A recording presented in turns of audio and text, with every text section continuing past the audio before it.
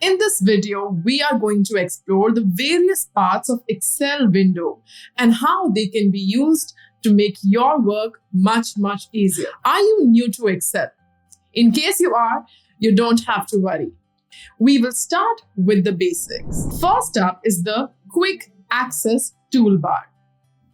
This is a customizable toolbar that provides one-click access to frequently used commands in Excel.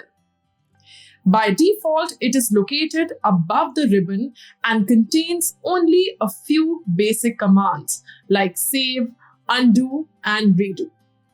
But you can easily customize it to add more commands that you frequently use. Next, we have the File tab, where you can access commands related to opening, saving, printing, and sharing your workbooks. You can also customize options such as page setup and options related to Excel. Now let's come to the title bar. The title bar displays the name of the current workbook and the name of the program. For example, if you have a workbook called Sales Report opened in Excel, the title bar will display Sales Report Microsoft Excel. In the top right corner of the window, you can see the control buttons: minimize, maximize, and close. The control buttons allow you to control the size and visibility of the Excel window. You can click the maximize or the minimize button to change the size of the Excel window. Now, let us look at the menu bar. The menu bar displays the main menu options for Excel. Now, let us focus on the ribbon toolbar. The ribbon toolbar displays the most commonly used commands in Excel. It is organized into tabs that group related commands together. The toolbar allows you to quickly access various commands such as the font style, the font size, and the alignment. For example, if you want to change the font size of your text, you can select the cell or the cells you want to change and then use the font size command on the Home tab of the ribbon. This allows you to quickly and easily adjust the formatting of your text. Now, let us talk about the dialog box launcher. The dialog box launcher is a small arrow icon that can be found at the bottom right corner of some groups on the ribbon. When clicked, it opens a dialog box with additional options related to that group. Moving on, let us take a look at the name box. The name box displays the cell reference or range name of the selected cells. You can also use it to create and manage range names. For example, if you select cell B2, the name box will display B2. Next, let us focus on the formula bar. The formula bar displays the formula or text of the active cell. You can also use it to enter or edit formulas, functions, and data. Let us say you want to calculate the total sales for a particular product. You can enter a formula in the formula bar that adds up the sales for that product across all the rows in your data set. The formula bar is also useful for editing formulas, especially when dealing with complex calculations. Now, let us move on to the scroll bars. The scroll bars allow you to navigate through large worksheets horizontally and vertically.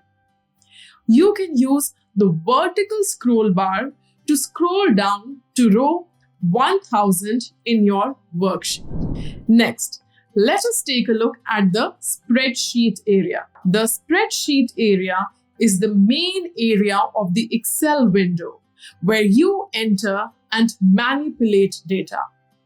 It consists of rows and columns that intersect to form cells. You can enter your data into the spreadsheet area. The row bar is located on the left side of the worksheet and displays the row numbers. So if you select row 10, the row bar will highlight row 10. The column bar is located at the top of the worksheet and displays the column letters. If you select column C, the column bar will highlight the column C. The row bar is located at the left side of the worksheet and allows you to adjust the height of the rows. Now, do you know what cells are? Well, cells are individual rectangles formed by the intersection of rows and columns.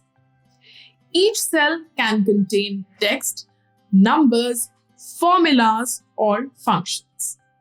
For example, cell B2 is the intersection of column B and row 2. Now, let us talk about the status bar. The status bar displays information about the current worksheet, like the current mode, the sum of selected cells, and the average of selected cells. For example, if you select a range of cells, the status bar will display the sum and average of those cells. Lastly, let us focus on the view buttons. The view buttons allow you to switch between different views of the worksheet, such as normal, page layout, and page break preview. If you are working on a large data set with many rows and columns, it can get quite difficult to see all the data at once. So by using the page break preview view, you can see how your worksheet will look when printed. And you can adjust the page breaks to make sure that everything fits on the page. This view can be accessed by clicking on Page Break Preview button on the View tab of the ribbon. Finally, we have the zoom control. It allows you to adjust the zoom level of the worksheet. You can zoom in or zoom out to see more or less of the worksheet. Understanding the Excel interface is crucial to effectively use this powerful tool. By utilizing all the various parts of the Excel window, you can quickly navigate, enter, and manipulate data, and perform calculations and analysis on your data. With practice and experience, you will become more proficient in using Microsoft Excel to achieve your goals. So we have covered the basics of Excel's interface. And now we will move on to creating, writing, and saving a file in Excel. Let's get started. Open Excel and create an expense sheet. Enter your data and save the file by clicking on File, then Save As. Choose a location, enter a name, and select Excel Workbook from the drop-down. Click Save. That's it. Your file has been saved and it is ready to use. Now I will show you how to enter and edit data in cells in Excel. To enter data in a cell, simply click on the cell where you want to enter the data and type the information.